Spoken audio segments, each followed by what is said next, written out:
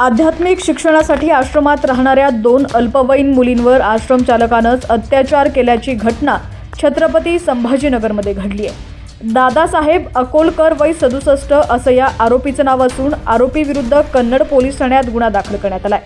बातमी पूर्ण पाहूया त्याआधी तुम्ही HPN मराठी न्यूज चॅनल पहिल्यांदाच पाहत असाल आणि अजूनही चॅनलला सबस्क्राइब केलं नसेल तर नक्की सबस्क्राइब करा, जेणेकरून आमचे अपडेट्स लवकरात लवकर तुमच्यापर्यंत पोहोचतील।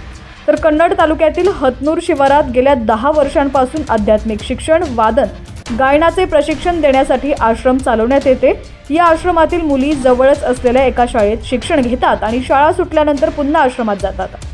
20 ऑगस्ट रोजी रात्री आश्रम चालक दादासाहेब पुंडलिक अकोलकर यानं 2 अल्पवयीन मुलींना आपल्या खोलीत बोलावून लज्जा वाटेल असं कृत्य करत लैंगिक अत्याचार केले। शिवाय या घटनेची वाच्यता केल्यास आश्रमातून हकलून देण्याची धमकी दिली। पीडित मुलींनी मोबाईल नसल्यानं आणि आश्रम चालकाची दहशत असल्यानं 2 दिवस याबाबत कुठेही वाच्यता केली नाही। पीडिताच्या पालकांनी आज आश्रमात येऊन आश्रम चालक दादा महाराज अकोलकर यास जाब विचारला, मात्र त्यानं उडवाउडवीची उत्तरं दिली। या प्रकरणी पीडित मुलींच्या फिर्यादीवरून दादासाहेब पुंडलिक अकोलकर उर्फ दादा महाराज याच्या विरुद्ध गुन्हा दाखल करण्यात आलाय। पीडितांची वैद्यकीय तपासणी करण्यात आली असून आरोपीस अटक करण्यात आली आहे।